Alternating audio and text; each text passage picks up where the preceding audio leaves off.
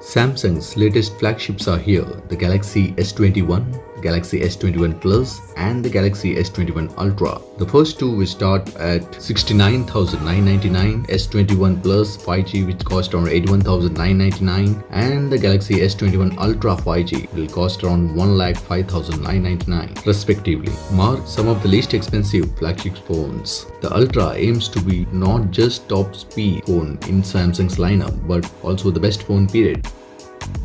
Hey, what's up guys, welcome back to Jonas Tech Blog, and today we'll be discussing about the Samsung's latest flagships, the Galaxy S21 series. So let's get started. So let's first talk about Galaxy S21 and the S21 Plus. Unlike past years, the S21 and S21 Plus are almost identical devices this time around, barring the obvious differences in screen size, battery size and one or two other minor details. But the most important change with these two phones isn't actually the hardware itself. It's after years of creeping prices, Samsung has finally reversed the course, with the S21 and S21 Plus actually starting from 69,999 and 81,999 respectively this year. That's almost a full 15,000 less than last year's model.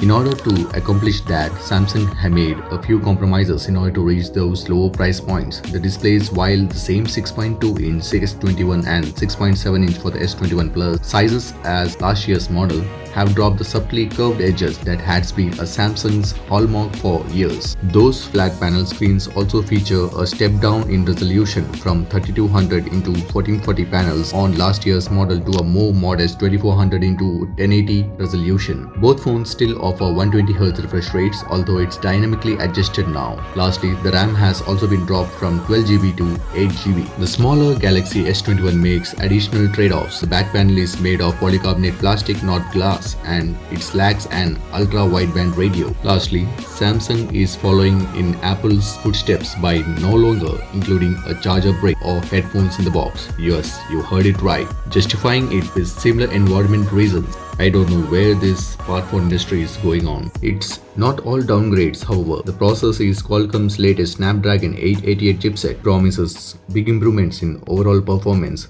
There's comprehensive 5G integration on both devices with the support of mmWave and sub-6 GHz networks. The fingerprint sensor has been upgraded to Qualcomm's new 3D Sonic sensor Generation 2, which should be faster and easier to use. And the batteries are still big. The S21 still offers a beefy 4000 mAh battery. The S21 Plus have been upgraded to an even larger 4800 mAh. But the biggest update this year is the new design, which ditches the glass slab sandwich that Samsung's been using for years for an updated look, and it's easily my favorite thing about the new phones. After years of dealing with protruding camera bumps that have been the de facto cost of offering bigger sensors and better lenses on our smartphones, the S21 and S21 Plus embrace the camera bump instead of trying to walk around it. The S21 and S21 Plus still have camera bumps, but they look good as seamless pieces of metal that flow out naturally from the matching slides of the phone, with smooth edges and sweepy two-tone design that really look nice. Largely unchanged from last year,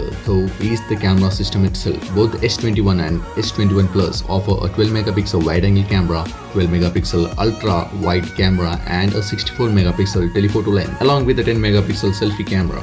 If those sound similar, it's because of the hardware is virtually identical to the cameras found on last year's Galaxy S20 and S20 Plus phones. Samsung has made some improvements on the software side of things, including the 30x space zoom mode, a new director's view mode for video that makes it easy to swap between lenses while filming, and additions to Samsung's single take mode. Samsung has told us that it will no longer oversmooth faces by default, instead making it an option, and I think it's high time that happened. Now let's talk about the Galaxy S21 Ultra. If the S21 and S21 Plus are more restrained steps back in smartphone design, the Galaxy S21 Ultra is a phone that imagines what it would look like if you never had to make any compromises. I mean, it's a phone that promises the very best of the Samsung's hardware and Android can offer if you're willing to pay for it. Starting at 1,05,999, the Galaxy S21 Ultra is Samsung's third superlatively named phone, the successor to last year's S20 Ultra, and it has a lot of common with the original, including a massive screen, a 108 megapixel camera and a top of the line spec. But the S20 Ultra is a more refined version of last year's model, one that looks to smooth out some of the sharp edges for a better experience. Literally, in some cases, thanks to Samsung's new rounded design language. Looking at the spec sheet, The S21 Ultra checks almost every box. A 6.8-inch 3200 x 1440 OLED display with refresh rate up to 120Hz. There's a 12GB of RAM, a 5000 mAh battery, and up to 512GB of storage, and the Qualcomm's latest Snapdragon 888 processor. It's hard to imagine Samsung cramming more in here. Of course, just because Samsung can't fit into the phone doesn't mean it's done adding features. The S21 Ultra will be the first Galaxy S phone to support Samsung's S Pen stylus, which does S Pen thing. If you have used a Galaxy Note recently, you will have a good idea of what to expect. The only quibble is that the stylus isn't included in the box and you have to pay extra. And then there are the cameras. The S20 Ultra's camera tried to shoot for the moon with its 108 megapixel sensor, 100x zoom mode that promised photography that could live up to the Ultra moniker the rest of the phone.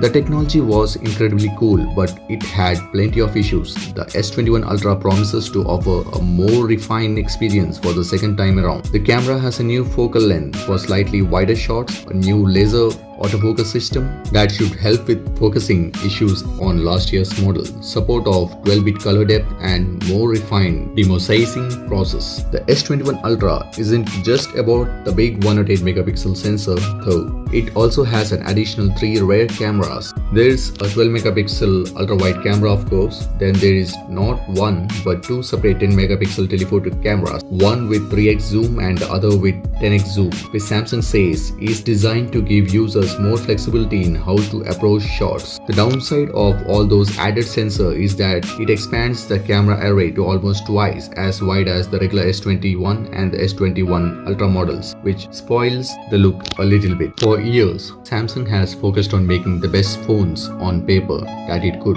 The S21 lineup feels like an attempt to make the best phone for different needs of different customers, rather than simply the most excessive phone it musters. It might be the right strategy in the midst of struggling economy, but it means that its smaller phones aren't quite as impressive.